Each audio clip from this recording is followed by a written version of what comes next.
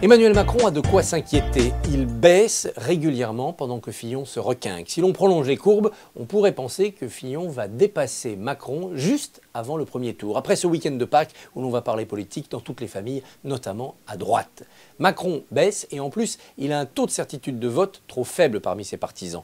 2 sur 3 sont sûrs de voter Macron. Tandis que chez Le Pen, chez Fillon, 8 sur 10 sont sûrs de ne pas changer d'avis. Cela veut dire qu'il y a encore du sable sous les pieds d'Emmanuel Macron.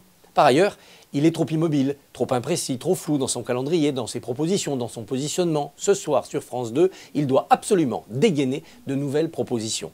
L'idéal pour lui serait de décrocher de Benoît Hamon les derniers sociolibéraux, les derniers sociodémocrates qui ne veulent pas d'un second tour Fillon-Le Pen. Ça fera tomber Benoît Hamon à 6, mais ça permettra à Macron de se mettre hors d'atteinte de François Fillon. S'il ne le fait pas, il continuera sa trajectoire à la descente. Ça ne sera pas le Alain Juppé bis. Juppé dans la primaire s'adressait uniquement à la droite.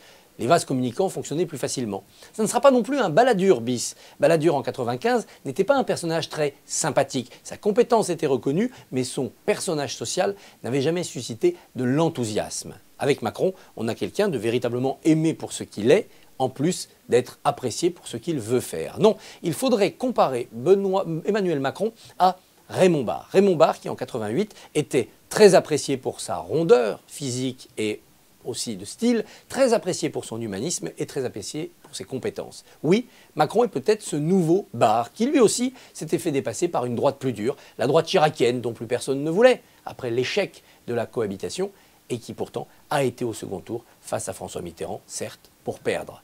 Macron est-il Raymond Barre? On aura une partie de la réponse avec son émission ce soir.